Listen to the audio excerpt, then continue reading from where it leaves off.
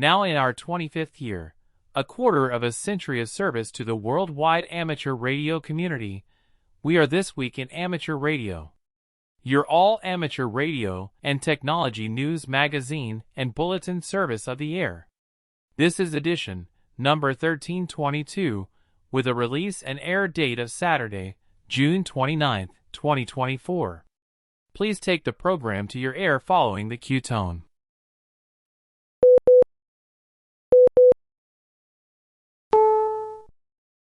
On the air across the amateur radio bands, streaming and podcasting on the internet since 1993, and served on the internet, we are This Week in Amateur Radio, bringing amateurs around the world weekly, reliable, amateur radio news and special features.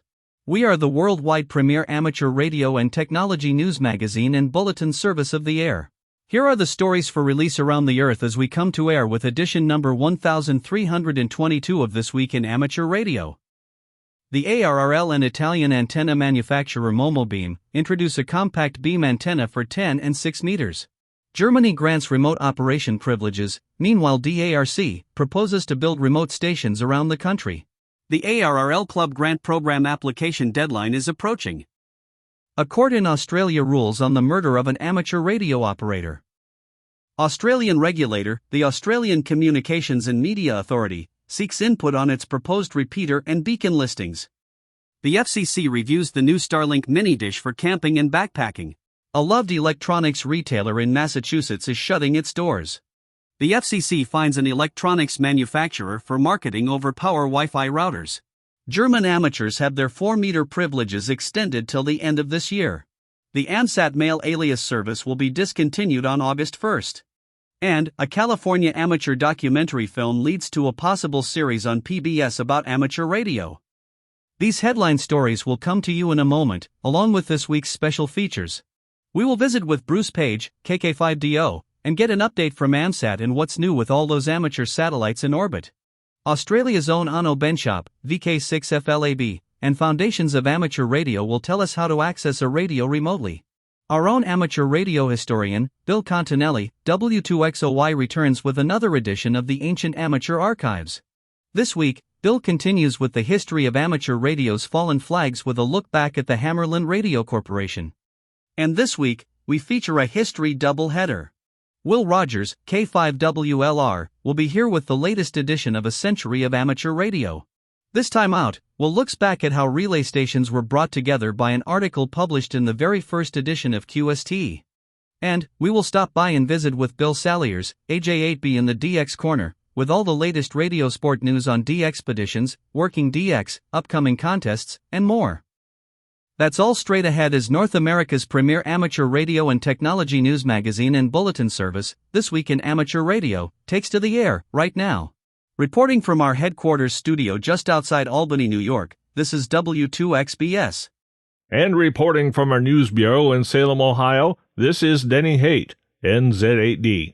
And reporting from our news bureau in Rochester, New York, along the southern shore of Lake Ontario, I'm Dave Wilson, WA2HOY. And reporting from our news bureau in Knoxville, Tennessee for the first time, I'm Josh Marler, AA4WX. And reporting from our New York News Bureau, where this week the Tiger Lilies came up, I'm Eric, KD2, RJX. And reporting from our amateur radio outpost in the Catskill Mountains of upstate New York, where the corn will definitely be knee-high by the 4th of July, I'm Don Hulick, K2ATJ. And reporting from our news bureau in Fayetteville, Arkansas, where summer has indeed arrived, I'm Will Rogers, K5WLR. And now, as our lead story, here is Denny Haight, NZ8D. ARRL, the National Association for Amateur Radio, has a new product to help radio amateurs get active and on the air. With all the details on this exciting new product, we go to John Ross, KD8IDJ, at League Headquarters. As Solar Cycle 25 continues to increase HF propagation on the upper bands, ARRL has partnered with the Italian antenna manufacturer Momobeam to design a dual-band beam antenna to help take full advantage of the exciting opportunities for distant contacts. The ARRL dual-beam Momoband 610 antenna is an easy-to-use antenna with a small footprint and a big reach. The beam features a 10-meter Moxon 28 MHz and a 6-meter Yagi 50 MHz. At just over 10 pounds and with a turning radius of approximately 6.5 feet, the design is compact enough to fit places that otherwise wouldn't have space for a beam antenna. It comes with 2 sets of hardware for both permanent installation and portable use for temporary deployments like 2024 ARRL Field Day or park activations. The ARRL dual-band monobeam 610 antenna is ideal for technician-class operators to be able to work DX. This is a great first beam antenna for every ham, said ARR Director of Marketing and Innovation Bob Inderbitson, NQ1R. If you've ever been intimidated by the prospect of owning a beam antenna, this one will allay your fears and give you a whole lot of fun. Radio clubs will want to add this beam to their deployment gear, as it's a great fit for field operating and special event stations. College radio clubs that don't have room for a large beam or other beam will enjoy adding this antenna for some gain on 6 and 10 meters. It is lightweight and can be turned with a simple TV rotor. The antenna debuted at the 2024 ARRL National Convention hosted by Dayton Hamvention in May. The first run sold out at the show, but ARRL has taken delivery of more units, and they are available now. You can read more about the new antenna and how to order it at arrl.org. I'm John Ross, KD8IDJ. The 10-meter Moxon is an effective design for this dual-band antenna, as it's around 30% smaller than a traditional Yagi and uses no traps or other shortening techniques that reduce performance. A Moxon antenna includes a number of antenna configurations that were referred to by Les Moxon, G6XN, and have received attention over the years in QST and editions of the ARRL antenna book. The feed system uses an open-sleeve feed method, coupling the driven element of the 50 MHz section by proximity and a length to the 10-meter driven element with minimal loss. Just attach a single coaxial cable to the included SO239 equipped coaxial pigtail and you're ready to go on 2 bands, said Inderbitson. It's surprising how few amateurs have experience with antennas beyond basic wire designs, said Inderbitson. Our interest in introducing this antenna is to increase the depth and breadth of knowledge and experience among our members. Inderbitson added that members should watch for more content, including video tutorials coming from ARRL about the antenna. More information about the antenna can be found at www.arrl.org/beam, where future content will also be published. While this antenna was produced exclusively for ARRL, Momobeam offers many of its popular antenna designs in the United States through its partnership with Ham Radio Outlet. The ARRL dual-band Momobeam 6 and 10 antenna is available from the ARRL store. June 24th will see the much-anticipated changes for some hams. Revisions to the Amateur Radio Ordinance take effect, granting simplified remote operating privileges to holders of a Class A license. The ability to operate remotely has been a sought-after opportunity for many hams who want to stay active on the air but are not permitted to install antennas at their residence or suffer from a significant amount of electromagnetic interference there. A project being undertaken by the DARC, Germany's national amateur radio organization, is bringing remote operation home, so to speak, by building a network of remote stations around the country that will be accessible to Class A hams in these situations. The development of the stations was funded from DARC and membership funds. Now is the time to gather your club members and start thinking about how you can make your community a better place through amateur radio, and the League has funding available to help. John Ross, KD8IDJ, is here with the details. The ARRL Foundation is pleased to announce the return of the Club Grant Program for 2024. This is an opportunity for clubs to apply for grants of up to $25,000 to fund projects in their communities. With emphasis given to projects that are of a transformational nature, consider applying today to support a project or activity for which your club and community would benefit. Can your club create a plan to improve the community through education, recruiting, training, and promotion of amateur radio? This is for you if it is. The application period is now open and runs through Friday, July 26, 2024 at 4 o'clock p.m. Eastern Time. Clubs across the country are encouraged to apply even if your club is not an ARRL-affiliated club or not a 501c3 organization. All are welcome to apply. I'm John Ross, KD8IDJ. Consider applying today to support a project or activity from which your club and community would benefit. Can your club create a plan to improve the community through education and training in, recruiting for, and promotion of amateur radio? This is for you. The application period is now open and runs through Friday, July 26, 2024 at 4 p.m. Eastern Time. Clubs across the country are encouraged to apply, even if your club is not an ARRL-affiliated club, or not a 501c3 organization, all are welcome to apply. Grant recipients will be required to share progress reports and updates with ARRL. Information about the club grant program can be found at www.arrl.org/club-grant-program. Again, the submission deadline, July 26, 2024. Now celebrating our 25th year keeping the amateur radio community around the world informed, you are listening to This Week in Amateur Radio, available worldwide as a podcast from our web at twiar.net.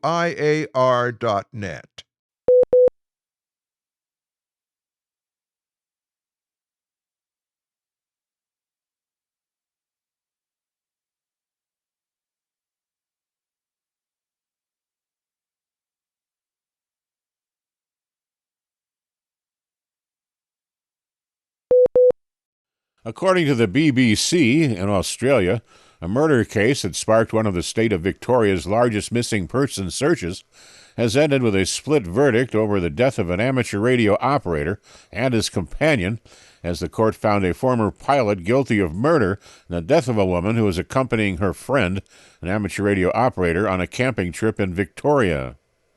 Greg Lynn has faced charges in the deaths of both Carol Clay, 73, and Russell Hill, VK3, VZP.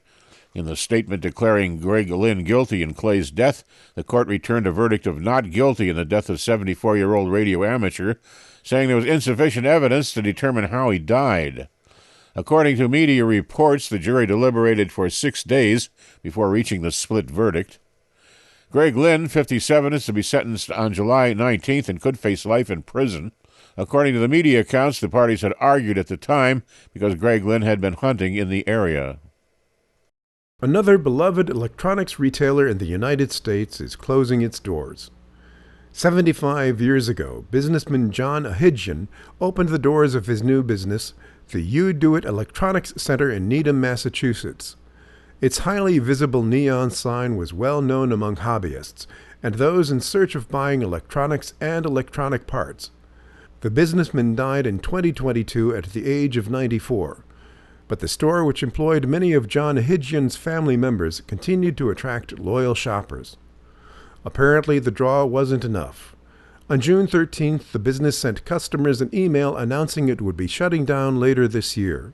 According to the website Boston.com, which carried the news, customers went on social media to lament the impending loss, telling stories about how they would seek out tips, advice, and spare parts at the store. The website quoted one longtime customer, Alex Giraldi, who called the business a better version of what Radio Shack was back in the day. The website also quoted Stuart Brorson, an electrical engineering professor at Northeastern University, who blamed the Internet for the store's demise, saying that larger retail outlets are capable of overnight shipping on cheaper components and equipment. Until its doors close permanently, the store's inventory, office furnishing, and even its shelves will be offered for purchase at big discounts. The Australian Communications and Media Authority, or ACMA, is asking radio amateurs and accredited persons to comment on guidelines proposed for the licensing process for repeaters and beacons. The regulator has set a comment deadline of August 5th, stating that its goals include opening up more opportunities for repeater and beacon licenses and to have enhanced transparency with regard to coordinating frequencies. The ACMA would like to retain the practice of having applicants coordinate their frequencies with the Wireless Institute of Australia or through other accredited persons. Although Australia now has a class license system for hams as of this year, beacon and repeater licenses remain unchanged. Hams may give their views directly to the ACMA through their portal or submit their feedback via the Wireless Institute of Australia. 4-meter privileges in Germany are extended until the end of 2024. That's good news for hams in Germany who have been enjoying part of the 4-meter band on a temporary basis. German regulators have extended the privilege through to the end of the year for Class A license holders. Operation on 4 meters requires the use of horizontally polarized antennas and no more than 25 watts ERP from a fixed station location. Transmissions may occupy a bandwidth of no more than 12 kHz, and remote transmissions are prohibited.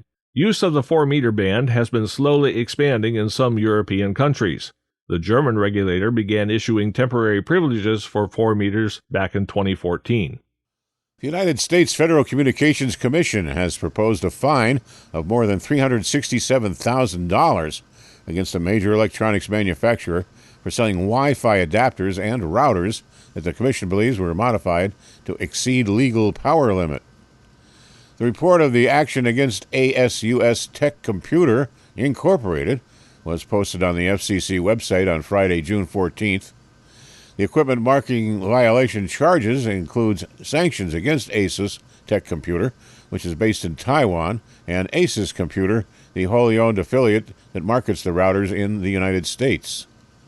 The Bureau's posting said it had a complaint from a purchaser of 3 model GT-AXE routers, and when they were tested by a certified laboratory, the authorized power exceeded the legal limits by between 4 and 9 dB, or nearly 8 times the legal power level on some frequencies. The notice of apparent liability noted that the company and the FCC entered into a consent decree following an investigation of similar violations involving Wi-Fi adapters and routers. The FCC posting did not include a statement from the company, nor was there a comment from ASUS Computer on the company's website. Ever played poker over FT8? Well, some amateurs are using FT8 as a gaming platform. With all the details, we go to John Ross, KD8IDJ, with this special report. Well, YouTuber Steve McCrane, KM9G, and his friends at the YouTube channel Coffee and Ham Radios do just that. They even live stream it monthly on the channel Frequency Frenzy. They devised a system of automatically assigning values to QSO data from amateur radio digital mode contacts that corresponds with playing cards. The www.frequencyfrenzy live website uses the contest rules to display each participant's poker hand. They run the events as sprint contests. Often they are in the same room together as they operate and play poker. One of the things we had chosen FT8 for was we could have camaraderie and bring us together as a group, said McCrane. The possibilities don't end at poker, though. Since their contest rules just assign values from the QSOs, many games could be incorporated into that activity. Bingo is one that's in development. It's not just fun games. It's meant to engage people who otherwise may not be interested in amateur radio contesting by visualizing the real-time contest standings throughout the game. McCrane says recording the points data in real time is an important aspect of modern contesting. McCrane presented his experience in the forum Gaming the Amateur Radio Digital Modes at the 2024 ARRL National Convention hosted by Dayton Hamvention. A video of that presentation is available at ARRL HQ YouTube channel as part of the 2024 National Convention playlist. I'm John Ross, KD8IDJ. If you've ever done a state QSO party, you don't know what the results are, whether you won, whether you placed, where you placed, for sometimes a month. With many digital natives accustomed to instant gratification, the gamification schemes make radio contesting appealing to a younger generation. ARDC, that's Amateur Radio Digital Communications, has announced Ashhar Farhan, VU2ESE, joined their board of directors. Licensed initially at the age of 15 and fascinated with electronics as a child, Ashhar became interested in amateur radio after being hooked following a local club coming to his school to perform a ham radio demonstration. His technical contributions to amateur radio have earned him inductions into both the QRP Amateur Radio Club International Hall of Fame and the CQ Ham Radio Hall of Fame. Throughout his career, VU2ESE has worked in the fields of internet telephony, free software, and voice codecs. As entrepreneur, not only has Farhan founded HF Signals, he has also co-founded La Makan, a cultural center in Hyderabad, as well as Exceed Satellites, which specializes in building satellites. To date, they have launched 2 amateur radio carrying satellites into space. In addition to founding these companies, he is an angel investor in various technology startups. Amateur Radio Digital Communications' mission is to support, promote, and enhance digital communication and broader communication science and technology, to promote amateur radio, scientific research, experimentation, education, development, open access, and innovation in information and communication technology. You're listening to North America's premier amateur radio and technology news magazine of the air. We are This Week in Amateur Radio, distributed worldwide at twiar.net.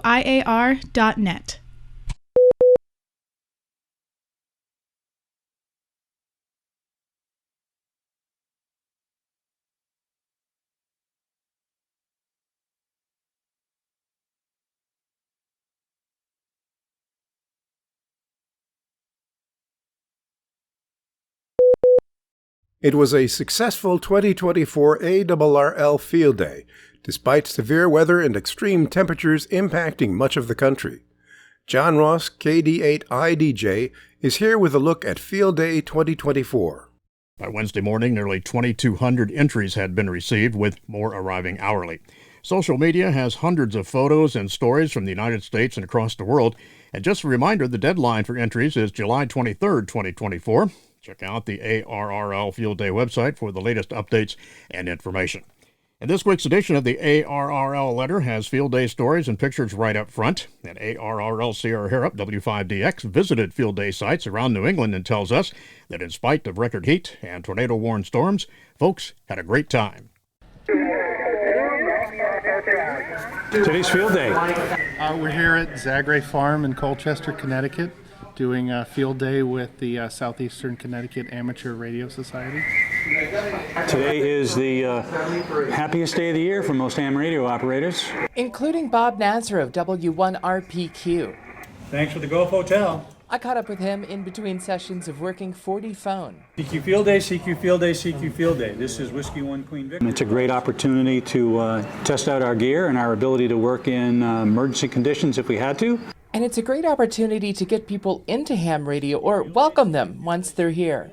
Brett Livingston, KC1UZI, passed his tests the weekend before, and Field Day was his first immersion into his new hobby. I like seeing a lot of how these things actually function, because I jumped straight to general, but I have no experience. And having a low-pressure place to sit and operate with fellow hams just for fun helped give him the confidence to go out and exercise his new license privileges. An ARRL Field Day also got him plugged into the ham community, and people like Adam Strickland, KB1YUT. Whiskey 1 Quebec Victor, CQ Field Day.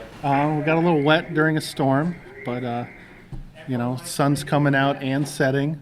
Everyone's back on the air, working their stations. We're just kicking back, relaxing, and playing a little radio. Copy the 5 Alpha in Western New York, 73. Sounds like a good field day to me. Sierra Harrop, W5DX, Colchester, Connecticut. ARRL member volunteers on the board of directors, along with section managers and other field organization staff, fanned out to visit as many of the sites as possible in their areas. Kenzie Denton, KO4GLN, is the Assistant Section Manager for Youth in the ARRL Virginia section, and she is the 2023 winner of the Roanoke Division Service Award, the division's highest honor. A junior at Old Dominion University, majoring in pre-med, she is president of the Old Dominion University Amateur Radio Club and undertakes many youth outreach initiatives. Her latest was a fox hunt aimed at encouraging girls to participate by using the legacy of Amelia Earhart as inspiration. The Williamsburg Area Amateur Radio Club is known for having a high percentage of active YL members. Denton and her mother, Nicole, handmade 62 pennants to memorialize Silent Key members of the Williamsburg Area Amateur Radio Club. The pennants were strung on 2 lines which hung adjacent to the park shelter where the club was operating Category 3A. It took about 30 minutes to make each pennant, and the collection will remain a fixture for future club events. ARRL Treasurer John Sager, WJ7S, joined the Utah Valley Amateur Radio Club at their field day operation in Trout Creek, Utah. I joined what was supposed to be a 3-man team of CW operators: John Mitten, KK7L, Ralph Nunn, K7RLN, and me operated as a 3A station under the UVARC call sign of K7UVA, said Sager. We were joined by Forrest Stevenson, KI7QCF, a fairly new CW operator and POTA activator who wanted to see our CW effort in action. We ended up making about 500 CW 3A QSOs during field day for the K7UVA effort. Meanwhile, Ed Wilson, N2XDD, Vice Director of the Hudson Division, drove a total of 947 miles to visit 18 different field day sites within the division.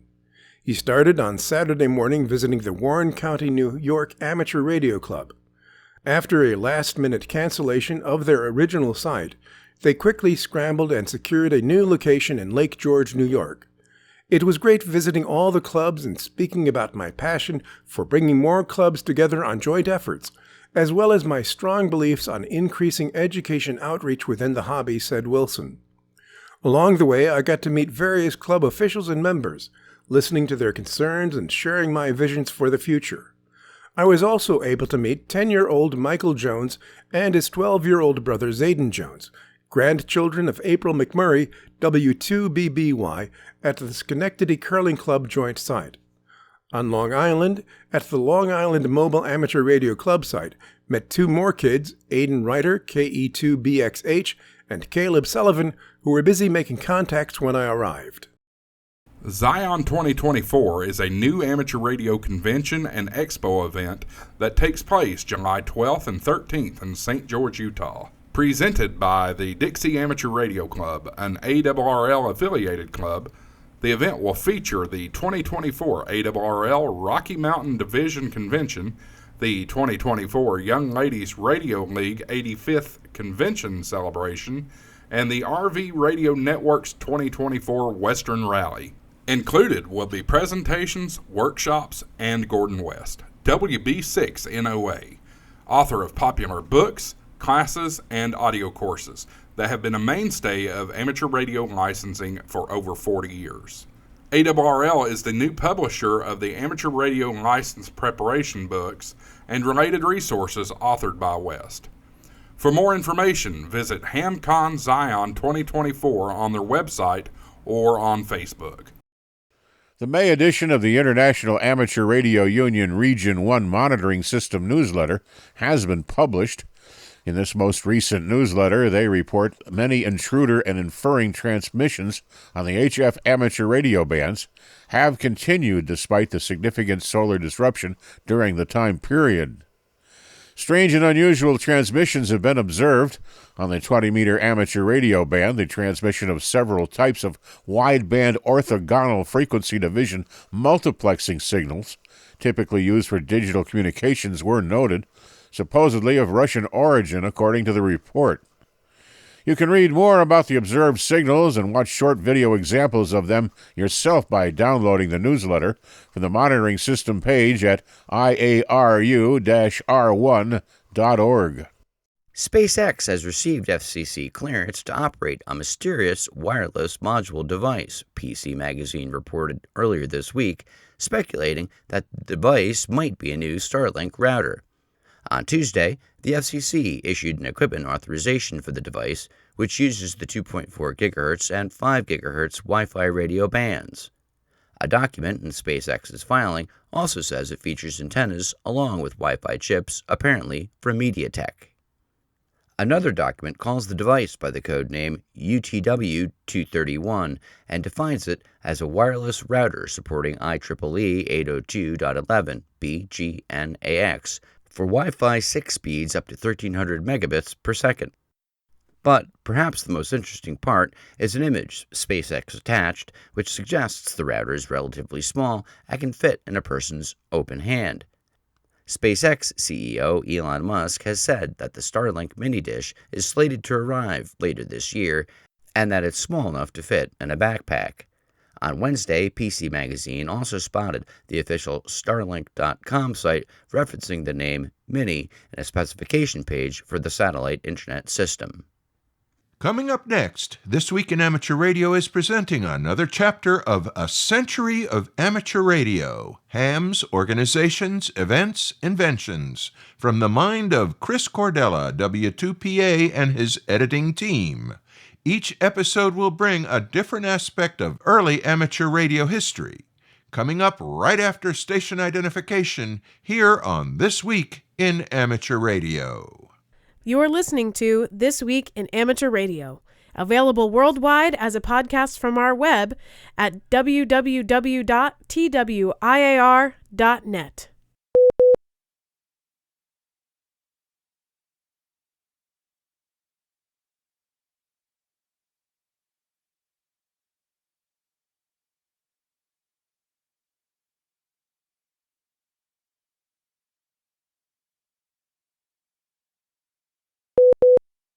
A long-standing member service, the AMSAT Mail Alias service, is scheduled to end on August 1st, 2024.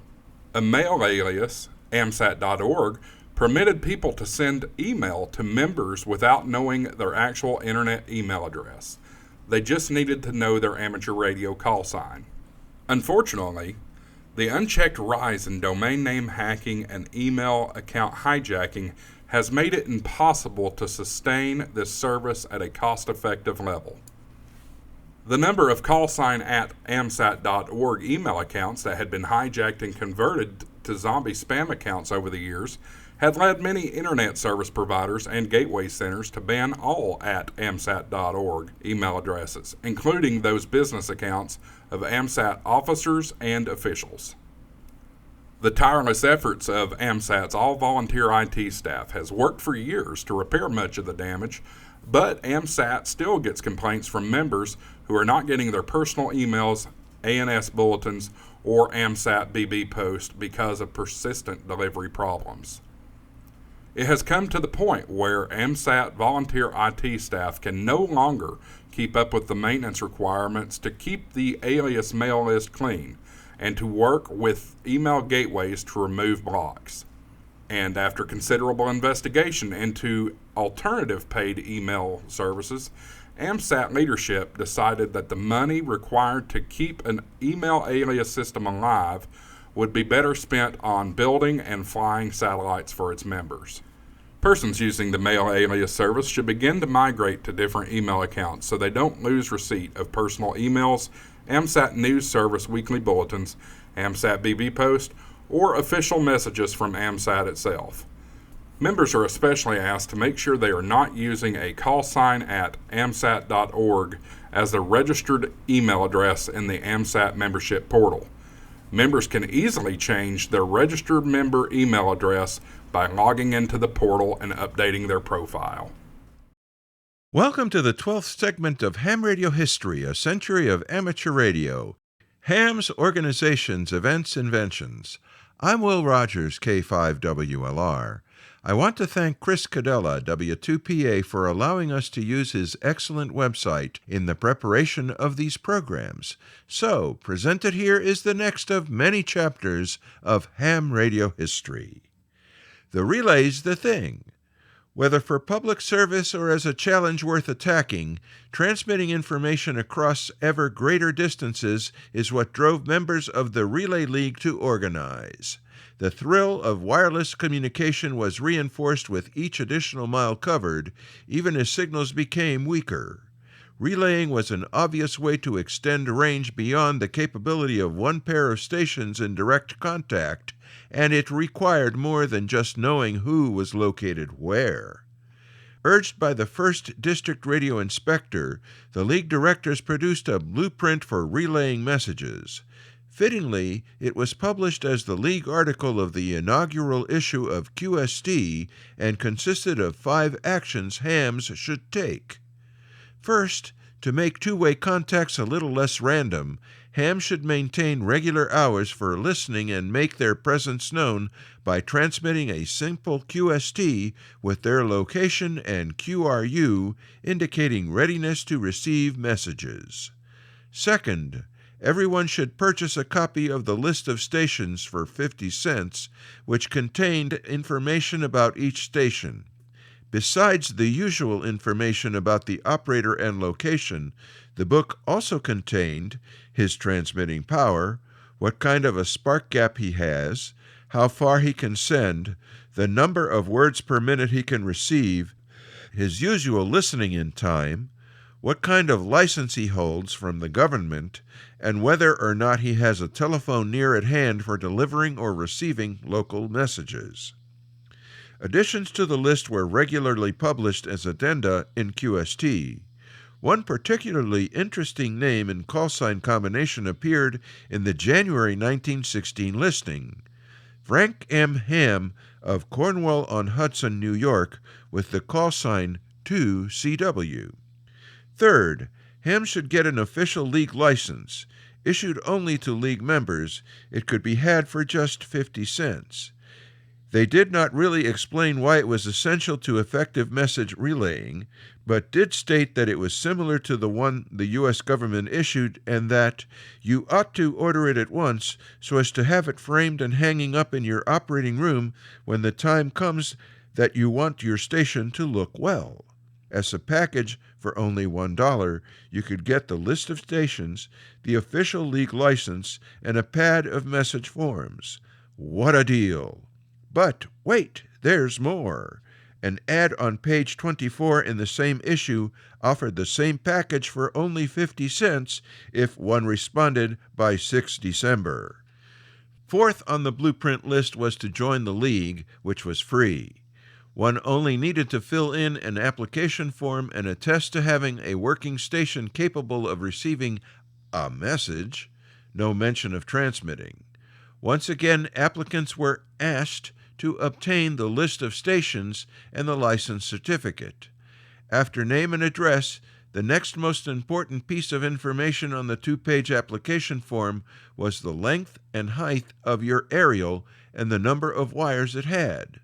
Then came a section on sending equipment characteristics, in which it asked, "What tone has your spark?" with a single blank next to the question. It was well understood that this referred to the dominant tone of your signal, normally determined by the frequency with which sparks were made. You were then asked to name the 5 most distant stations you had communicated with and their distances. On the second page of the form was a space for listing your receiving equipment, with 6 lines devoted to a free-form description followed by various other questions about your station and your own personal capabilities. Finally, just before the signature, the form asked you to affirm that I hereby offer to relay or deliver any amateur radio messages that are sent to me. The fifth and final item in the blueprint was to obtain a special license from the government so you could operate on 425 meters. These were available to operators who held a first-grade commercial license and who were also recommended by the League. You could get a recommendation if you were located sufficiently far from the seacoast so as to not interfere with commercial and naval stations, and could successfully argue why you needed to use 425 meters to relay messages.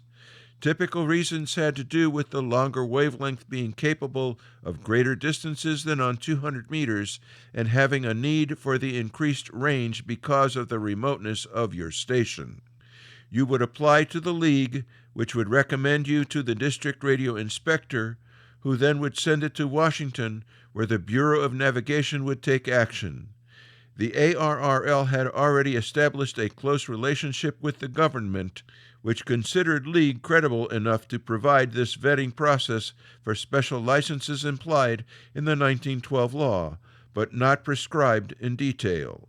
The blueprint was meant to increase reliability and celerity. Celerity meaning swiftness or speed of the relay process. QST pointedly referred to amateur stations as relay stations to emphasize their special nature and participation in organized activity. The items of equipment in such stations were called instruments. Included in this material are quotes from the following: Reliability and Celerity, December Radio Relay Bulletin, QST, December 1915, page 5. With appreciation to W2PA Chris Cadella for the use of his website's materials, Ham Radio History, A Century of Amateur Radio, Ham's Organizations, Events, Inventions, I'm Will Rogers, K5WLR, reporting for This Week in amateur radio. You are listening to North America's premier news and information service for the amateur radio hobbyist. We are This Week in Amateur Radio.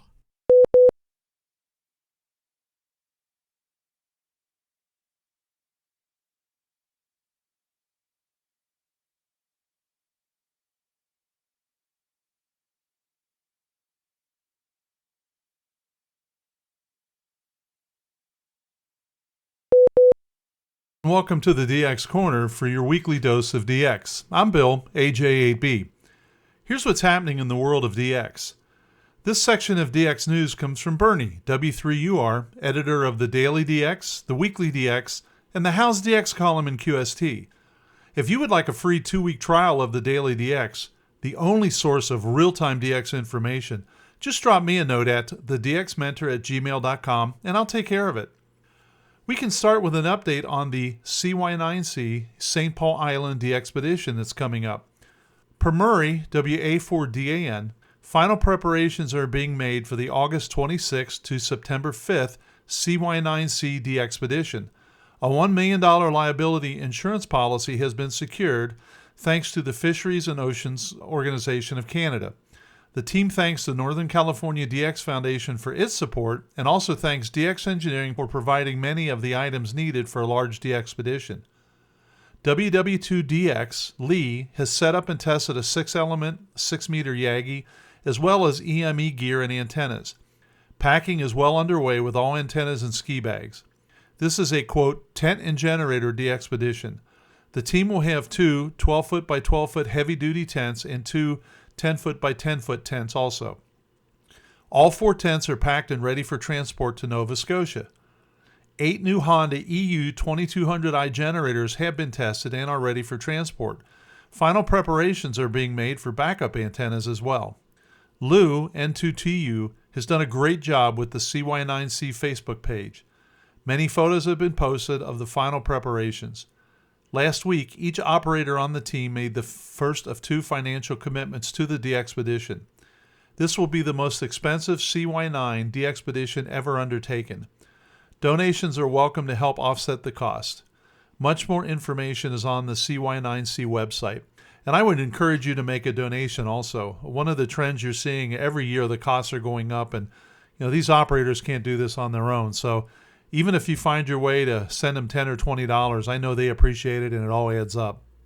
By this time, America Samoa K8K should be QRV until July 10th. Fresh off his VK9LA operation, YL2GM Eurus will be in America Samoa to operate as K8K. The Northern California DX Foundation is providing financial support, saying that Eurus is one of the most prolific DXpeditioners today and, quote, wherever he goes with a radio, he can be counted upon to create quite a commotion on the bands, end quote. QSL K8K via Club Log OQRS or via YL2GN. Eurus will upload his logs to LOTW 6 months from now. More information is on his website. Separately, it was reported that the alleged VK9LA 6-meter operation on June 22nd around 0900 UTC was a pirate, something you always have to watch for. The 3 Delta 2 Zulu Rotuma DXpedition team is looking for an additional youth operator, a participant, because one of the senior operators of the DXpedition 6-member team has had to step down. They would like to take this opportunity to fill the operating position with a 3rd-generation operator between the ages of 21 and 35. Please contact Greg, W6IZT, if you or someone you know is interested in being a part of this November 2024 DXpedition, or if you have any questions. And of course, if you can't remember that, you can always drop me a note at thedxmentor@gmail.com. So here's one you're going to want to get on the calendar. The 7163 group is pleased to announce our DXpedition to the Faroe Islands for June 1st through the 10th, 2025, says Jim, WB2REM. They will be signing OY/home call and plan to be active in the 2025 ARRL VHF contest.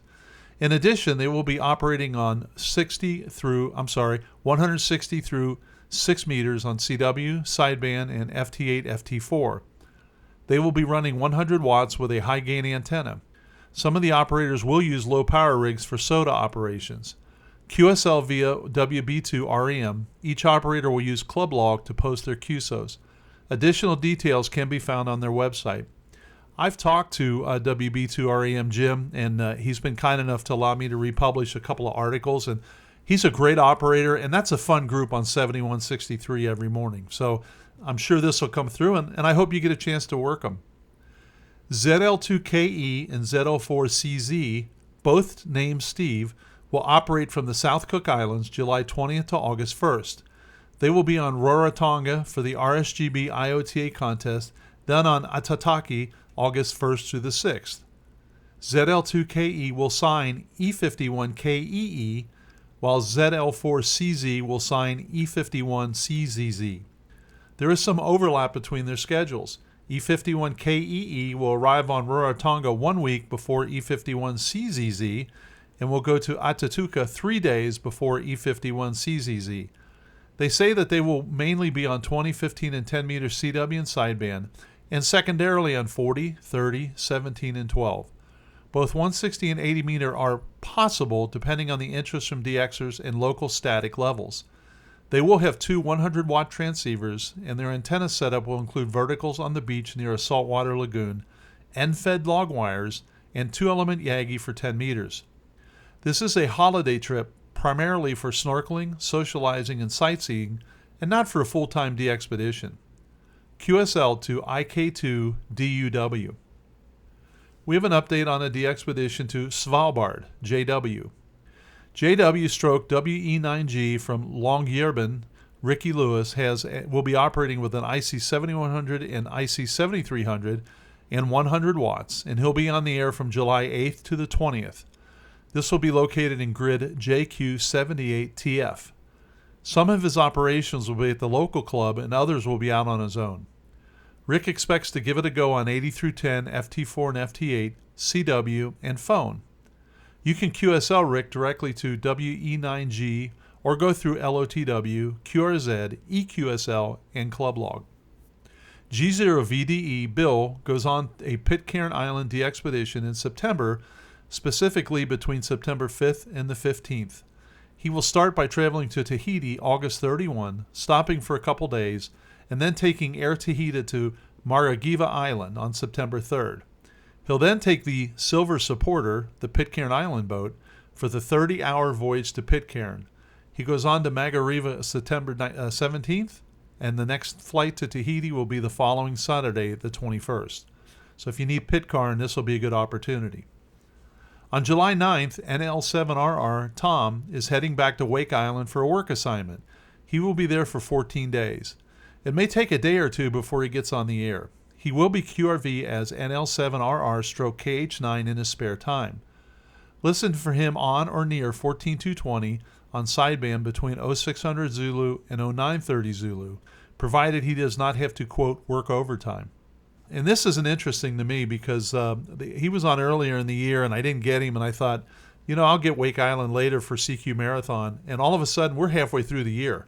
So as I'm reading these and identifying these, if you don't have them yet and you are a CQ Marathon participant or DXCC and you're trying to fill band slots, we've only got 6 months to go, so it's really going fast. Jean-Louis, F6 ITS, who is currently in the Gambia until the end of the year, gives us a few more details about his current activity as C5 Golf Mike. He has updated his QRZ.com page. Jean-Louis will only be operating from his boat where he lives, and therefore the operations will not count for DXCC or the CQ Marathon. And I worked Jean-Louis last night on CW and was all excited, but then I heard, of course, he's in a boat and it won't count for CQ Marathon. But it was a good QSO anyway, so I enjoyed it. So here's our contest updates. I know that the ARRL contest sheet is read elsewhere in this podcast, and the contests that I mention are sometimes redundant. However, there are a few contests that I have found to be especially useful for DXers who are trying to fill band slots or to get entities or zones in the log that may otherwise be difficult to get. Next week, we'll be preparing for the IARU HF World Championship. However, I thought it would be fun to give you a glimpse into what that is all about. The purpose of this contest is to support amateur self-training in radio communications, including improving amateur operating skills, conducting technical investigations, and intercommunicating with other amateurs around the world, especially IARU member society headquarters stations, using the 160, 80, 40, 20, 15, and 10 bands. So there's no work activity and no 60 meters. The dates are the second full weekend of July, which this year will be July 13th and 14th. The contest period begins at 1200 UTC Saturday and runs through 11:59 UTC on Sunday. Both single and multi-operator stations may operate the entire 24-hour period. The exchange is this. All stations send a signal report and an ITU zone. So it's pretty straightforward, but it is an absolute blast. And what I like most is there's a number of countries that I will pick up at this contest that you can't get any other time. Things like the Isle of Man, Guernsey, Jersey, T7, and C3 are difficult to get at times, but they're almost always in this contest, so you can pick them up. There is another contesting event that will be kicking off next week. That is the 13 Colonies event. Now, this is not a DX contest, but I have found this to be very good at sharpening my skills. The dates are July 1st through the 7th. The purpose is to work as many of the original 13 colony states as possible. There are also 3 bonus stations that can be used to reach 13. One is Pennsylvania, one is England, and one is France. The 13 colony states are Virginia, Rhode Island, Connecticut, Delaware, Maryland, Georgia, Massachusetts, New Jersey, North Carolina, New Hampshire, South Carolina, and Pennsylvania. All HF bands will be in play, including the WARC bands, with the exception of 60 meters. Simplex on 2 meters and 6 meters is encouraged. The special event stations are on the East Coast and are very close to each other. It will be harder for these states to contact each other, so the use of 40 meters through 160 meters is encouraged. All modes of operations may be represented: sideband, CW, RIDI, digital, etc. The exchange is call sign, signal report, and state. And they've got some really cool QSL cards for each state, and they have some really cool certificates that you can get either for working, all of them in a particular mode or on a particular band. You can get more information at 13colonies.us, and that's the number 13colonies.us. Check it out. It's a lot of fun, and please let me know how you do. The latest episode of the DX Mentor has been posted and is now available wherever you get your podcast and on the DX Mentor YouTube channel. The discussion this week is with K6TD Kevin and is focused on the Northern California DX Foundation. Kevin is the president, and you've heard me mention many times in this particular episode of the different donations that the NCDXF is making. It's well worth taking a few minutes to listen and see what they're all about. Until next week, this is Bill, AJB, saying 7-3, and I hope to see you in the pile-ups. Are you ready for another excursion into amateur radio history? This is Bill Continelli, W2XOY, and I'll be back in a moment with another installment of the Ancient Amateur Archives. We pause for stations along the network to identify. We are This Week in Amateur Radio, your amateur radio and technology news magazine of the air, available as a podcast on iTunes, Google Play, iHeartMedia, and Spotify.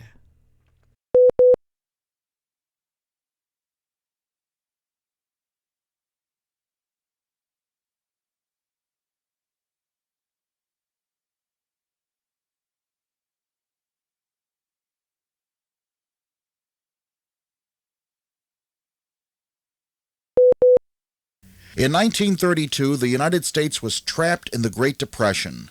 The gross national product had fallen by 50%, and unemployment was 25%. Despite the bleak economic forecast, or maybe because of it, amateur radio was flourishing, with a 300% increase in the number of hams over a 5-year period. It was during this time frame that 2 of the best-known names in amateur radio receivers, Hallicrafters and Hammarlund, came into existence. In our last installment, we charted the rise and fall of Hallicrafters. Today, let's look at Hammarlund. Oscar Hammarlund founded the company that bears his name in 1932. His goal was to produce top-of-the-line receivers for amateur, military, and commercial use. By all accounts, he was successful. The first model was the Comet Super Pro. By the late 1930s, Hammarlund introduced the HQ-120X.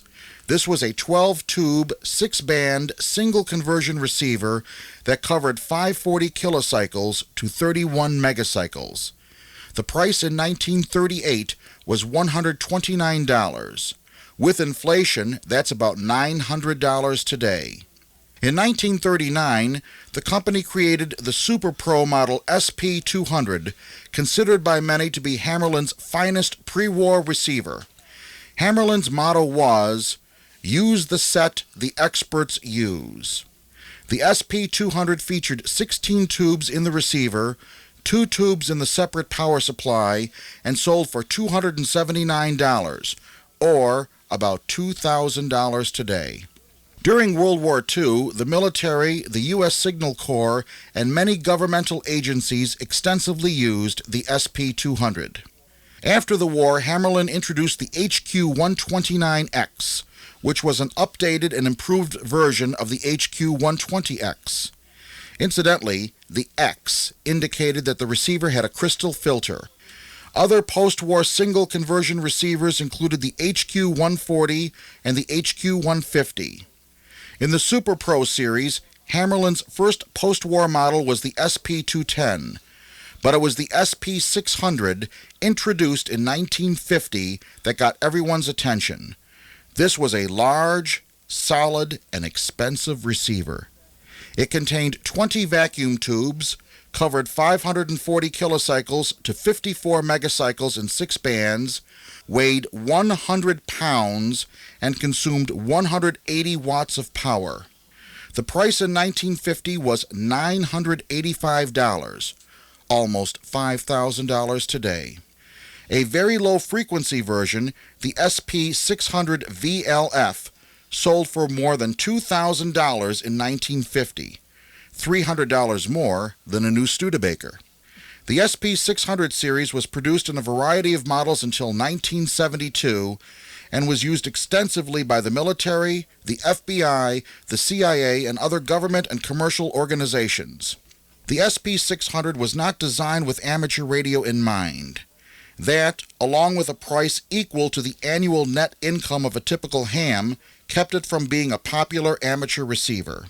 Although the bulk of Hammarlund's output was general coverage receivers, they also produced ham band-only units, such as the HQ-110, a 12-tube unit made from 1957 to 1961, and the HQ-170, a 16-tube receiver produced from 1958 to 1968.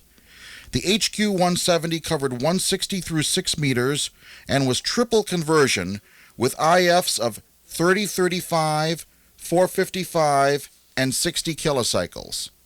Hammarlund's last major receiver was the HQ-180, introduced in 1959. This was a very popular general coverage receiver covering 540 kilocycles to 30 megacycles. It had 17 tubes, a triple conversion design, and sold for $439 in 1959. During the 1950s and 1960s, Hammarlund went through some changes. They moved to Mars Hill, North Carolina, and tried to expand their product line beyond just receivers. They came out with some transmitters, called the HX series, and even ventured into the CB radio market with the CB23, HQ105TR, and the HQ205. The last two units were unique in the CB radio arena, as they had a built-in shortwave receiver in addition to the CB transmitter. Unfortunately, the HX series and the CB radios were not successful, and by 1969 they disappeared. By the late 1960s, Hammarlund was in trouble.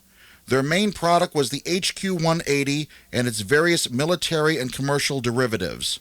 Except for the HQ-215, an all-solid-state receiver, the company ignored transistors. Hams no longer looked for tube-type receivers. They wanted transceivers and, by the early 1970s, solid-state 2-meter FM rigs. Even in the shrinking receiver-only market, Hammarlund faced stiff competition from Heathkit, Hallicrafters, Lafayette, National, Nightkit, and Allied Radio Shack, all of whom had 4 or 5 tube shortwave radios for less than $70. The cheapest receiver Hammarlund ever sold had 8 tubes and cost twice as much. During the early 1970s, Hammarlund tried one last PR blitz with friendly, folksy ads and QST, but it was hopeless. Why should the 1972 amateur spend $400 or more for a receiver when $350 bought a Tempo 1 transceiver? The writing was on the wall. Even National and Hallicrafters with wider product lines were on their last legs. And so, in 1972, Hammarlund pulled the plug on the HQ-180 and the SP-600 and closed up shop. The corporate assets, including the name and trademarks, were purchased by the Cardwell Capacitor Company, who also purchased the remains of National at a bankruptcy auction. But even though the company is gone, the indestructible receivers still live on. Today, thousands of enthusiasts rediscover the romance and excitement of shortwave listening with the warm, comforting glow of a Hammarlund receiver. In this day and age of scanners and other pre-programmed receivers, have we lost the art of trolling the HF frequencies for that rare and unique catch? Perhaps we need more Hammarlund receivers in the hands of amateurs. NORAD, the North American Aerospace Defense Command, has been making a concentrated effort to track and identify objects that might be high-altitude weather, research, or hobbyist radio balloons, such as those launched by amateur radio clubs and school groups. NORAD is now studying numerous websites to determine, as best it can, what balloons are flying over North America at any given time. U.S. fighter jets shot down 3 hobbyist balloons in 2023 after detecting and shooting down another high-altitude balloon, which the government department identified as a spy balloon from China. Stephen Armstrong, NORAD's chief of strategic engagement, told the military website Task and Purpose that NORAD is now taking a closer look at raw radar returns to ensure more hobbyist balloons don't meet the same fate. NORAD now reaches out to hobbyist or researcher groups when it is practical to do so. It seems to be working. Armstrong said that in April, NORAD confirmed there was a hobbyist balloon that had been launched but concluded it did not pose a threat. You are listening to This Week in Amateur Radio, available as an on-demand stream from Spotify, Deezer, and wherever podcasts are available.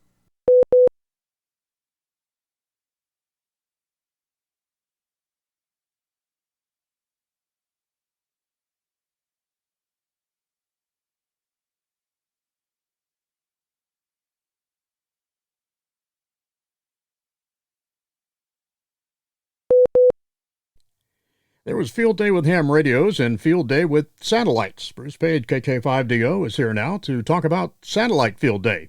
Bruce? Thanks, John. AMSAT Field Day was a busy one this year.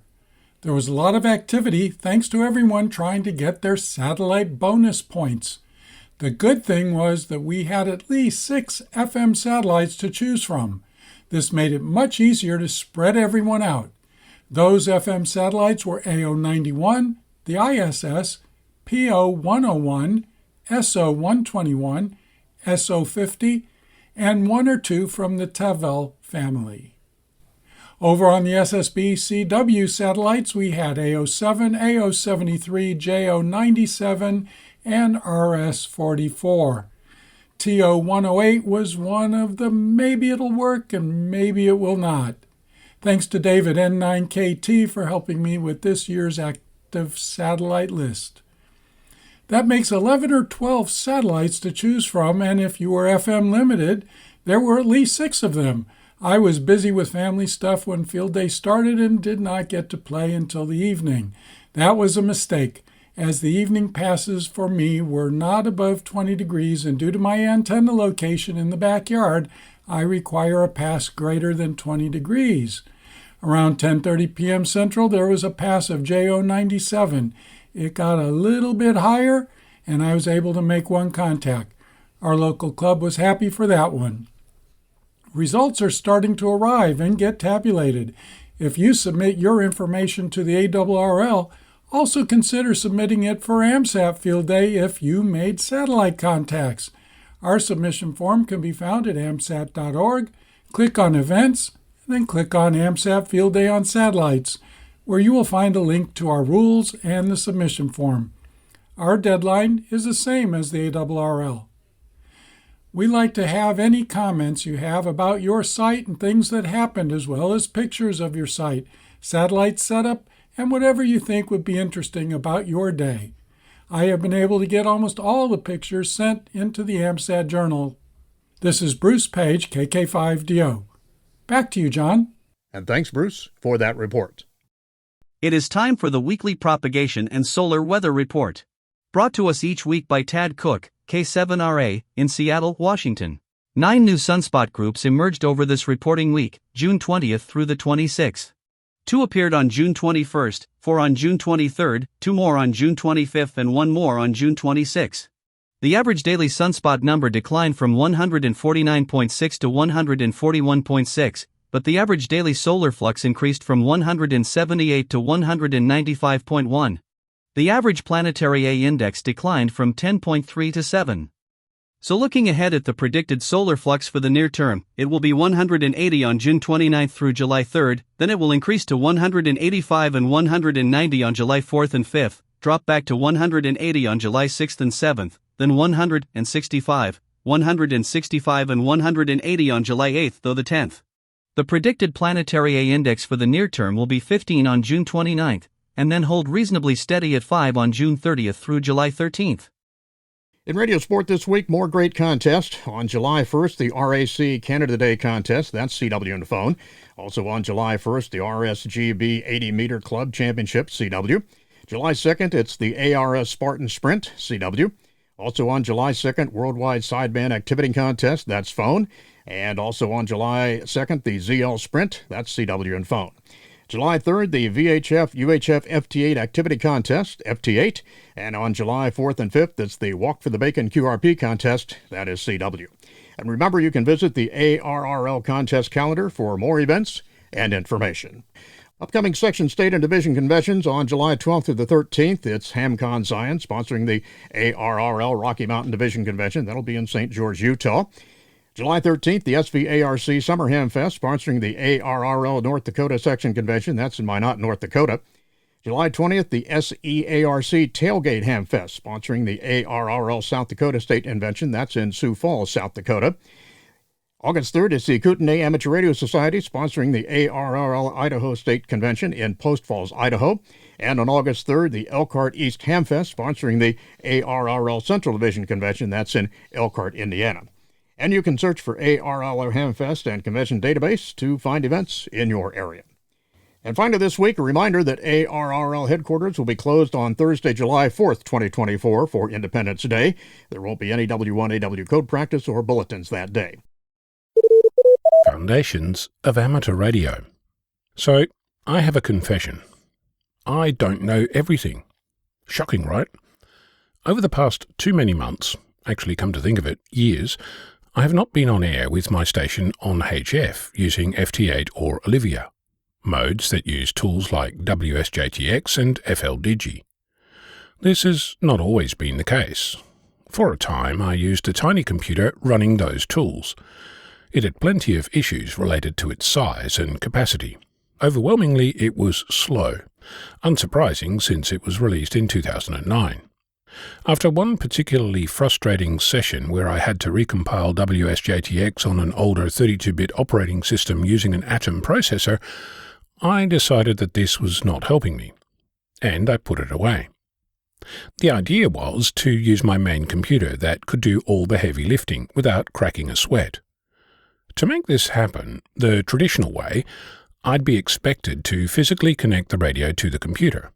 I'm not a fan of doing that, given the potential damage that RF could do to my computer, not to mention that I have a sit-stand desk on wheels that I move around my office as the mood or the light takes me. If you're interested, I found a mobile lectern that the computer is clamped to. Works great, been using it for years.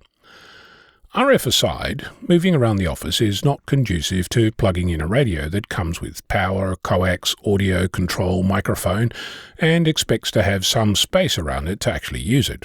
No problem. I have a remote rig, a device that comes in 2 parts.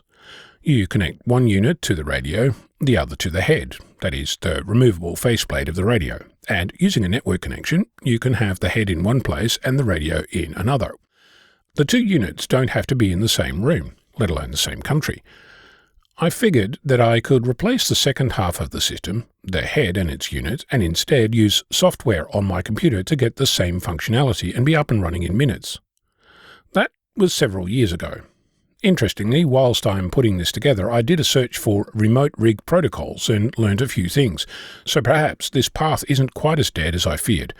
I've reached out to Mikael, Sierra Mike, to Oscar, and if that comes to anything, I'll let you know. In the meantime, I've been trying to figure out how to operate my radio in software only.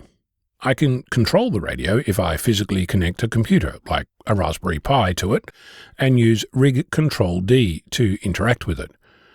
This gives me access to all the standard CAT, or computer-assisted tuning commands. In other words, I can change band, mode, frequency, trigger the transmitter, all the stuff you need to get on air to make noise.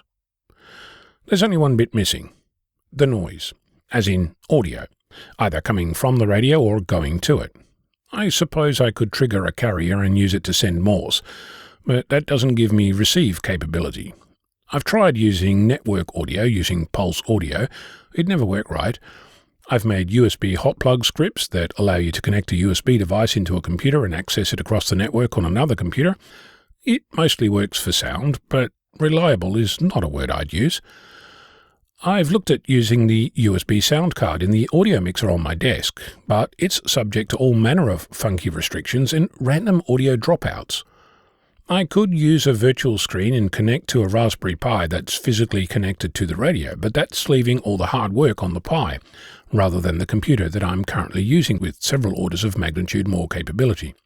Whilst we're discussing this, one of the reasons I like the idea of a software-defined radio like a Pluto SDR is that the stuff coming out of the radio, and going into it for that matter, is already digital. It takes away a whole lot of complexity, admittedly replacing it with software, but that's where I feel more comfortable.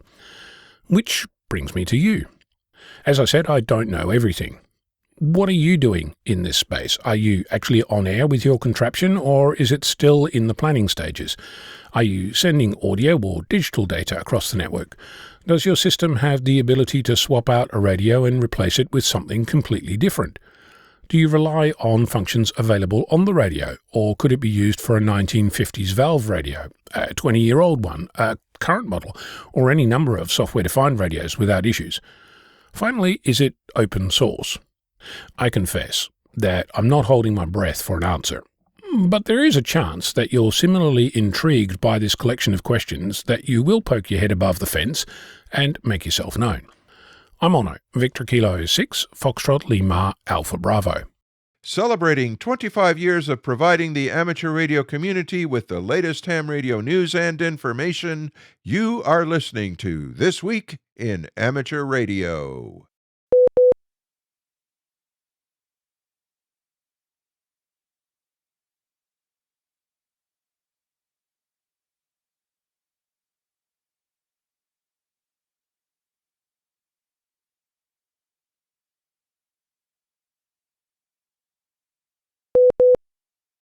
Communications companies subject to new federal Internet service regulations want a court to block them from taking effect next month to avoid irreparable injury to their financial operations, the company said in a filing Friday.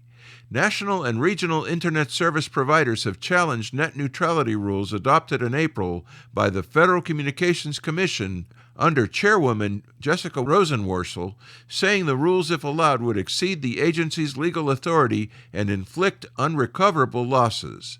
In a brief this week, the ISPs pointed to the FCC's creation of a general conduct standard, which they said the agency can enforce with massive forfeitures and private parties with damages actions. The FCC's rules classified ISPs as common carriers under Title II of the Communications Act, giving the agency a strong supervisory role over the firms that connect 91% of U.S. households to the Internet. The FCC used its authority to waive certain rules to lessen the full brunt of Title II, noting that it would not regulate rates or require ISPs to open their networks to third-party ISPs. In their brief, the ISPs claimed the FCC was downplaying the full weight of the rules. The FCC pretends that the net neutrality order merely imposes uncontroversial open Internet rules, emphasizing that it has forborne from some of Title II's most eye-popping provisions, the ISP said.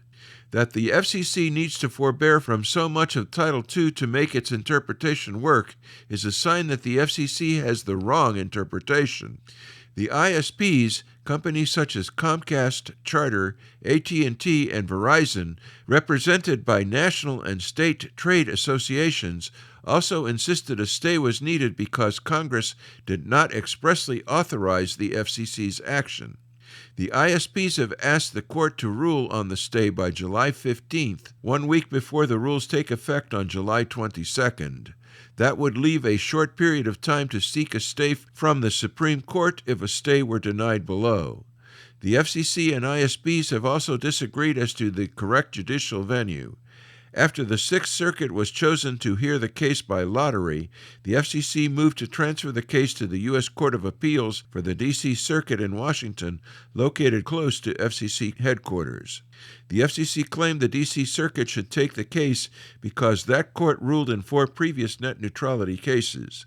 The ISPs have opposed the transfer, asserting the FCC was looking to gain an edge because the D.C. Circuit upheld the agency's 2015 net neutrality rules. The nomination period for the 2024 AMSAT Board of Directors election ended on June 15th. The following candidates have been duly nominated: Mark Hammond, N8MH, Frank Karnauskas, N1UW, Bruce Page, KK5DO, Paul Stotzer, N8HM, and Douglas Tabor, N6UA. All 3 seats on the Board of Directors are up for election this year. The 3 candidates receiving the largest number of votes shall be declared elected to the seats. The 2 candidates receiving the next largest number of votes shall be declared first alternate and second alternate, respectively.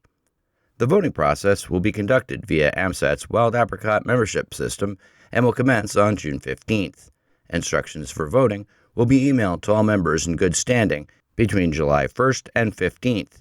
The voting period shall conclude on September 15th, and results will be announced no later than September 30th. Biographies of the candidates will be available for review online and published in the next edition of the AMSAT Journal. Get ready for the 25th anniversary of Route 66 on the air. The 2024 event will start Saturday, September 7th, and run until Sunday, September 15th. The event, sponsored by the Citrus Belt Amateur Radio Club, celebrates the Mother Road, U.S. Highway 66, which was established in 1926 and was the first major roadway improvement to link the West Coast with the nation's heartland.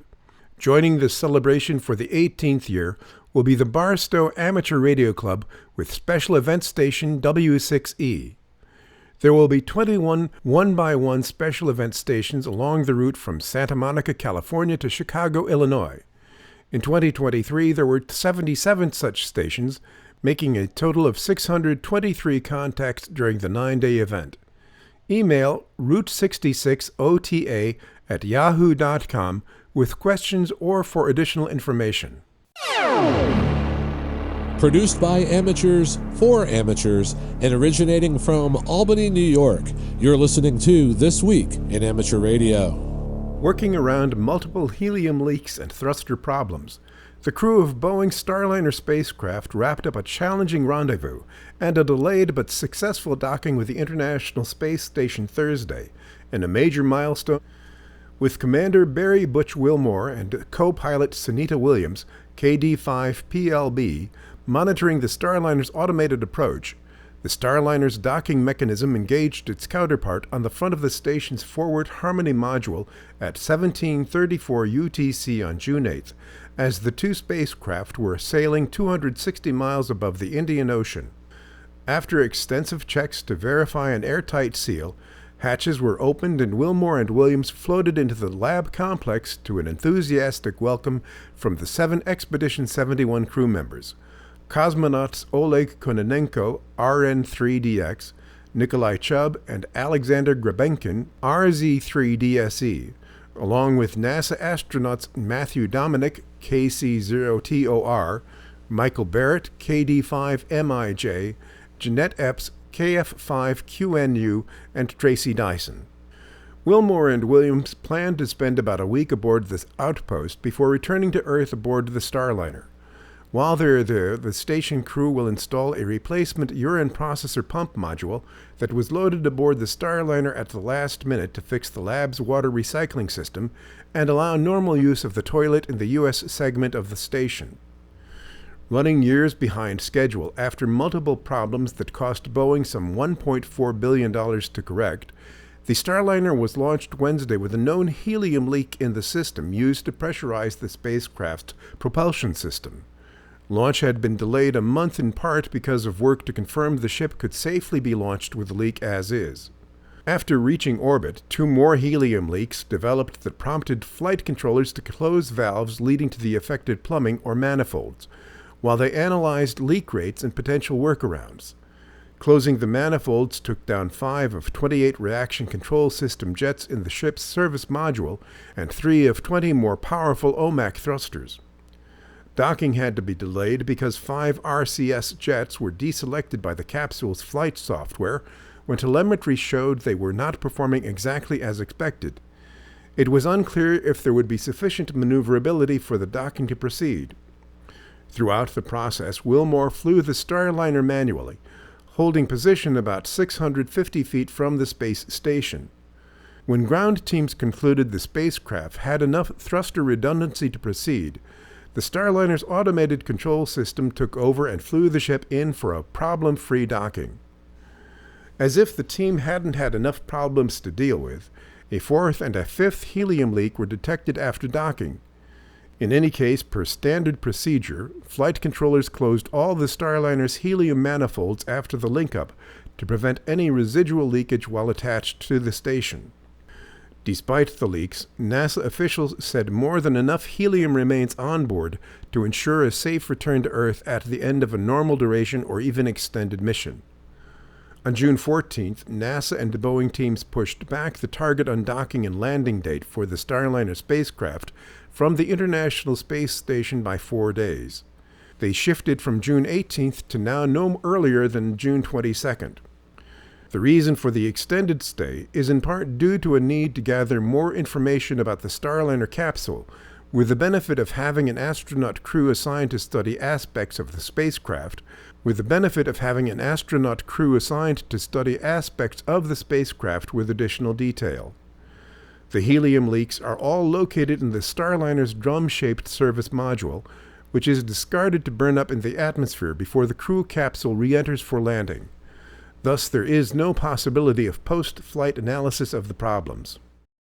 You are listening to This Week in Amateur Radio, available to download as a podcast from anywhere on the web podcasts are available.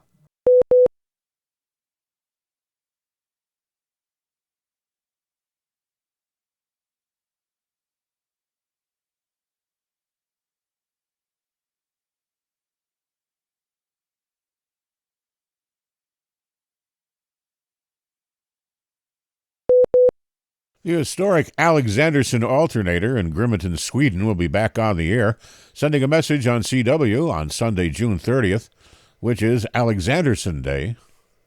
If you have the ability to copy 17.2 kilohertz, you may be able to hear the CW signals sent from the Grimeton radio station using the call sign SAQ. This was originally designed as a commercial long-wave transmitter and has long since been a World Heritage Site. It bears the name of its creator, Swede Ernst F.W. Alexanderson. The actual transmission is set to begin at 0900 UTC, followed by a 30-minute warm-up of the alternator. According to the Alexanderson Association website, hams may listen throughout the day for amateur radio station SK6SAQ, which will also be marking the occasion. Listeners around the world who cannot visit the site personally will be able to watch the transmission via the Internet. NASA will have a spacecraft from Elon Musk's SpaceX guide the International Space Station's destruction later this decade, the agency announced Wednesday. The National Aeronautics and Space Administration awarded an $843 million contract to SpaceX to build the so-called U.S. deorbit vehicle. The spacecraft will be designed to guide the football field-sized research laboratory back into the Earth's atmosphere after retiring in 2030. The SpaceX-built vehicle will effectively destroy the ISS by pushing the station into re-entry from orbit. It is crucial to prepare for the safe and responsible deorbit of the International Space Station in a controlled manner, NASA said in a press release, with the U.S. deorbit vehicle needed to ensure avoidance of risk to populated areas. NASA did not specify whether SpaceX's design for the U.S. deorbit vehicle will be based on one of the company's existing spacecraft, such as its Dragon capsules. But the ISS is aging, with NASA and its lead partner Roscosmos unable to solve a worsening problem of microscopic leaks on the station. NASA published a study on Wednesday with analysis of why it decided to intentionally destroy the ISS in a controlled re-entry. The agency evaluated a variety of alternatives, including disassembling the station in orbit or trying to raise the ISS to a higher orbit with a large spacecraft like SpaceX's Starship. The space station is a unique artifact whose historical value cannot be overstated. NASA considered this when determining if any part of the station could be salvaged for historical preservation or technical analysis, the agency wrote. Ultimately, the agency study determined that any attempts to preserve or reuse the ISS were technically or economically infeasible. NASA noted the possibility the ISS's operational lifetime could be extended beyond 2030, but that is yet to be determined and requires agreement with its international partner agencies. NASA is planning to replace the ISS through private space stations and is helping fund the U.S. company's development through the Commercial Low Earth Orbit Destinations program. Field Day took on an expanded role as a disaster preparedness opportunity in Marion County, Indiana. Members of the Indianapolis Radio Club, W9JP, used the two-day ARRL event to raise awareness about earthquake preparedness too. Indiana sits atop the New Madrid Fault Line, which is a seismic zone where earthquakes can occur. The club's Field Day coordinator, Jeff Hammer, N9NIC, said that the earthquake communications exercise was held in the morning before Field Day. Hams engaged were in the Marion County Radio Amateur Civil Emergency Service, as well as local ARES and Saturn partners. There was added support from RACES officer Jason Lopez, N9CRT, plus officials from the town of Speedway. Jeff went on to say that it was a seamless operation. The setup for Field Day replicated the Radio Amateur Civil Emergency Service deploying to assist a government entity. For the earthquake exercise, specialists were called in from ARES, the Indianapolis Radio Club, and the Church of Jesus Christ Latter-day Saints Emergency Communications.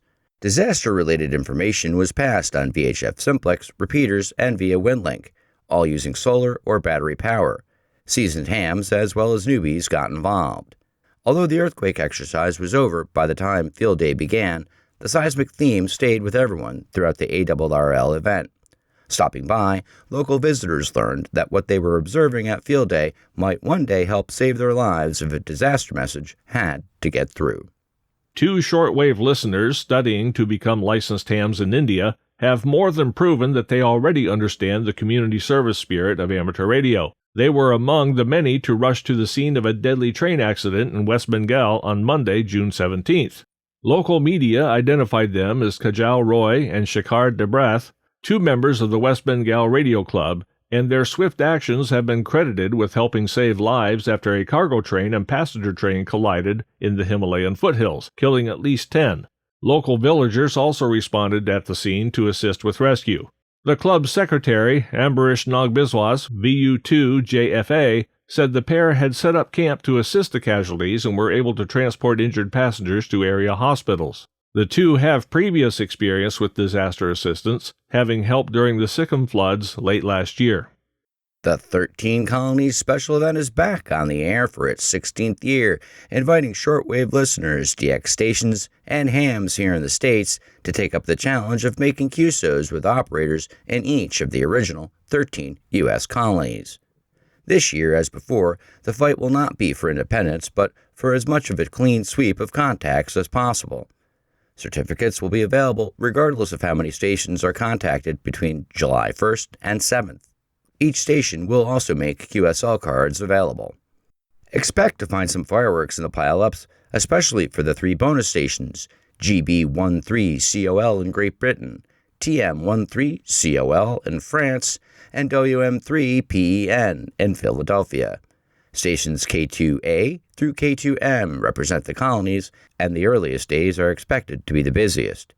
For more details, visit the website 13colonies.us. Be sure to use the numerals 1 and 3 for 13.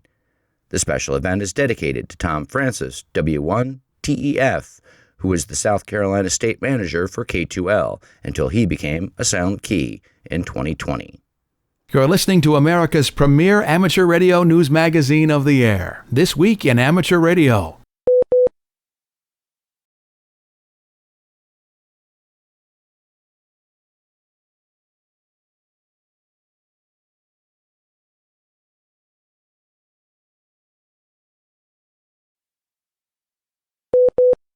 This Week in Amateur Radio is holding open auditions for news anchors for the weekly national worldwide amateur radio news service. If you have a good radio voice and can reliably read provided news copy, we are looking for you. This, of course, is an all-volunteer position. An amateur radio license is not required. You must have a high-quality microphone. Headset mics are not used. And be familiar with audio editing software to record and edit your finished news stories before uploading. If you would like to try out for a weekly or bi-weekly anchor position with North America's premier amateur radio news on air and podcast, please send an email to our producer, George, W2XBS. You can include a sample MP3 of yourself reading news copies sent as an attachment to W2XBS77@gmail.com. That's whiskey, the number 2, X-ray Bravo Sierra 77 @gmail.com. Be sure and use Anchor Audition in the subject line. Please include your phone number and a good window of time for a callback to discuss your submission and our operating logistics to see if This Week in Amateur Radio is a good fit for you. We hope to hear from you soon. The Townsville Amateur Radio Club, VK4WIT, is helping to ensure that no one forgets the Japanese air raids over North Queensland in July of 1942 during World War II. On the first night, bombs were dropped by several aircraft but fell into the ocean. During the second attack, the bombs landed in the bush outside of town. Although there was little damage and a few casualties reported, the towns lived with the peril of having unexploded bombs in their midst. Townsville's harbor made it an important military base, and the unexploded bombs posed a threat to Allied forces making use of the harbor. Ray, VK4OIL, is expected to be on the air from 0400 UTC to 0600, and is looking for amateurs who want to set up portable 40-meter stations at the WW2 Heritage Moomba bomb site. Operators will be working centered around 7100 kilohertz in lower sideband. And finally this week, Levi Maya, K6LCM, is an innovator. The Californian amateur, a former STEM educator, is also an award-winning filmmaker whose documentary Pathways to Invention won Best Documentary Feature at the Los Angeles Independent Film Festival Awards in 2022. The film was also shown on the public broadcasting system in the United States. Innovator that he is, Levi and his production partner, Noah Mark, have been asked to return to TV screens with aptly named The Innovators, a new TV series to be carried on American public television. Levi is an advocate for the maker movement, shows the stories that showcase the spirit of inventors, amateur radio operators, tinkerers, problem solvers, and so many others who live their lives outside the lines of conformity. Levi writes in a press release that this series blends the personal touch of a travel show with the insightful exploration of invention and entrepreneurship. That kind of entrepreneurship no doubt includes Levi himself, who has been a ham since 2006, with commitments to the Santa Barbara Amateur Radio Club and Santa Barbara Wireless Foundation. He is a ham radio educator whose involvement has included teaching high school and working with amateur radio on the International Space Station, or ARIS's, U.S. Education Committee. The two partners are working hard right now to bring the series to viewers' home screens. This Week in Amateur Radio is heard around the country and around the world on great repeater systems like the CQ0 UTRZ repeater on 439.175 MHz in Sierra Aristal in Portugal, covering Porto to Lira. Many of the news and information items heard in this edition of This Week in Amateur Radio have been provided by the American Radio Relay League, the ARRL Audio News Service, and the ARRL Letter, AMSAT, the Radio Amateurs of Canada, the Shortwave Listening Post, the Federal Communications Commission, the Radio Society of Great Britain, and Ofcom, the South African Radio League, the International Amateur Radio Union, the Wireless Institute of Australia and the Australian Communications and Media Authority, the New Zealand Association of Radio Transmitters, the Amateur Radio Newsline, the Rain Hamcast, Eric Guth, 4Z1UG and QSO Today, QRZ.com, the International Telecommunications Union, the 425DX News, Parks on the Air, and the Soda Reflector, and various news sources on the Internet. With special thanks to all our weekly news sources and to you, our listeners, that wraps up this edition of This Week in Amateur Radio. If you'd like to write to us, you can find everything you need, including archive editions of the news service, at our website at twiar.net. And now, for all of us at This Week in Amateur Radio headquarters and our news team around the world, this is Chris Perrine, KB2FAF, wishing you a 73.